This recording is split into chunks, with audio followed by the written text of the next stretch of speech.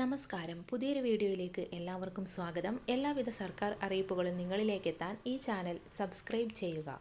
സർക്കാർ ജീവനക്കാർക്കും പെൻഷൻകാർക്കും ഒരു ഗഡു ക്ഷാമബത്ത ക്ഷാമാശ്വാസം കൂടി ബജറ്റിൽ പ്രഖ്യാപിച്ചു. 2025 ഏപ്രിൽ മാസം മുതൽ ലഭിക്കുമെന്ന് ധനമന്ത്രി അറിയിച്ചു. ശമ്പള പരിഷ്കരണ കുടിശ്ശികയുള്ളത് 2 ഗഡു ഈ വർഷം നൽകും.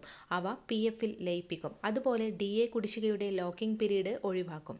സർവീസ് പെൻഷൻകാരുടെ കുടിശ്ശിക ഈ മാസം തീർക്കും. ഇതിനായി 600 കോടി രൂപയാണ് അനുവദിച്ചത്. പങ്കാളിത്ത പെൻഷനു പകരം അഷ്വേർഡ് പെൻഷൻ പദ്ധതി 2025-26 നടപ്പിലാക്കും. സംസ്ഥാന സർക്കാർ ജീവനക്കാരുടെ ഭവന നിർമ്മാണ വായ്പാ പദ്ധതി ശക്തിപ്പെടുത്തുമെന്ന് മന്ത്രി KN ബാലഗോപാൽ. ബാങ്ക്, ധനകാര്യ സ്ഥാപനങ്ങളിൽ നിന്നുള്ള വായ്പയ്ക്ക് 2% പലിശ ഇളവ് നൽകും. ഇതിനായി 50 കോടി രൂപ വകയിരുത്തുന്നതായും മന്ത്രി വ്യക്തമാക്കി. സംസ്ഥാനത്തെ ദിവസവേതന കരാർ ജീവനക്കാരുടെ വേതനം 5% വർദ്ധിപ്പിക്കുമെന്നും ബജറ്റിൽ പ്രഖ്യാപിച്ചിട്ടുണ്ട്. ക്ഷേമ പെൻഷൻ കുടിശ്ശികയുടെ 3 ഗഡു അടുത്ത സാമ്പത്തിക വർഷത്തിൽ വിതരണം ചെയ്യും. എല്ലാവിധ സർക്കാർ അറിയിപ്പുകളും നിങ്ങളിലേക്ക് എത്താൻ ഈ ചാനൽ സബ്സ്ക്രൈബ് ചെയ്യുക.